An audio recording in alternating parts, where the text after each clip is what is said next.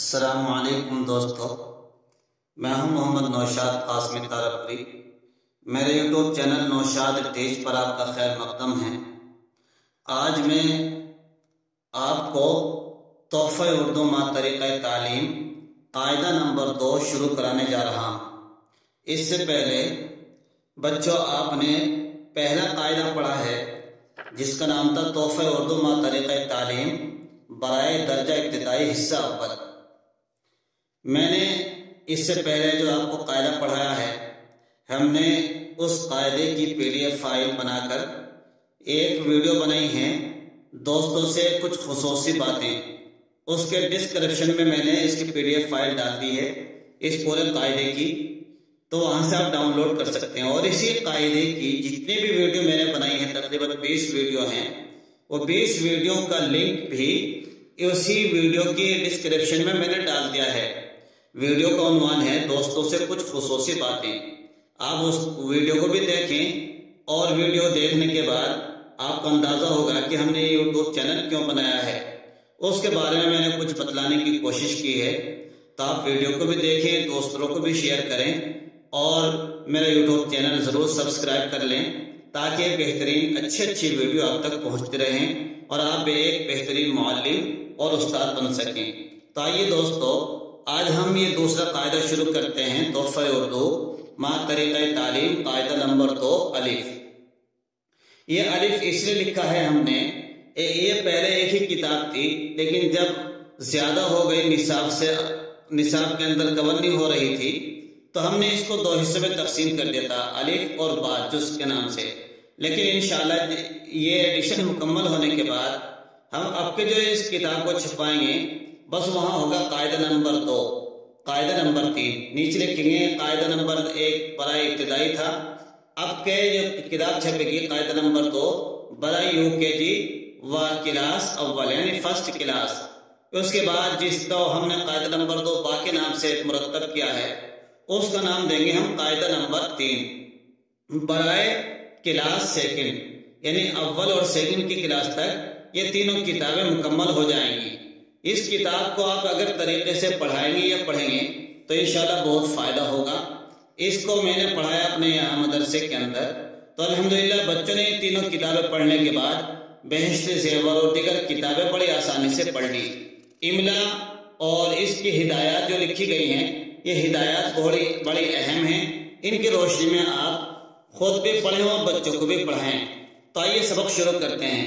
بچوں، آپ نے اس سے پہلے کتاب میں پڑھا تھا الف سے لے کر یا تک اردو حروف تہجی۔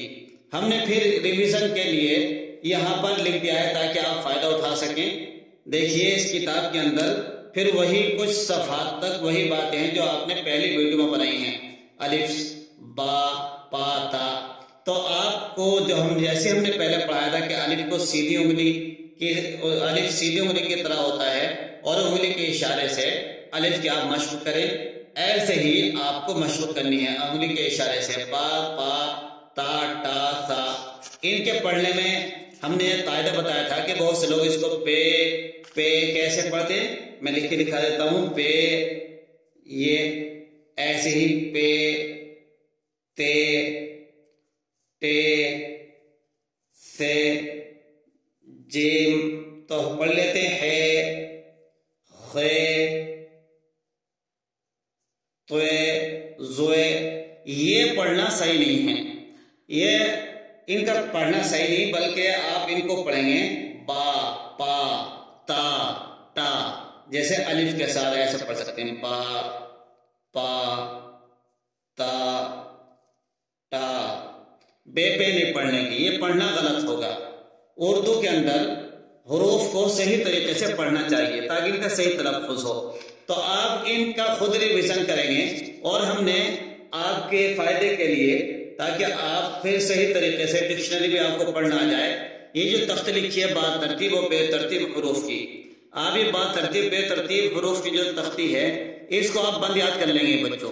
الف نیچے کو آپ پڑھیں گے تو با ترتیب ہو جائیں گے، الف با پا تا ٹا سا جیم چا ہا خا دال ڈال، یہاں تک نیچے تک ایسے پڑھیں گے، اور جب سامنے کو پڑھیں گے تو بے ترتیب ہو جائیں گے، الف چا زا عین، تو دیکھیے آپ یہاں تک اس تختی میں الف سے لے کر یہاں تک جو حروف لکھے ہوئے ہیں یہ سب آپ صحیح طریقے سے یاد کر لیں اور بند یاد کریں گے اور ہم سنیں گے. اور اسی کے ساتھ ساتھ میں آپ کو اردو حروف تہجی پہچاننا ہوگا نقطوں کے اعتبار سے بھی. ہم نے وہاں پہچانوایا تھا اردو حروف تہجی کہ ایک نقطے والے کتنے حروف ہیں, دو نقطے والے کتنے, تین نقطے والے کتنے حروف ہوتے ہیں اور بغیر نقطے والے کتنے, وہاں آپ نے پڑھا تھا. اب ہم یہاں پہ ہم نے نقطے ہی نہیں لگائے بلکہ یہ آپ ہی کے اوپر موقوف کیا ہے.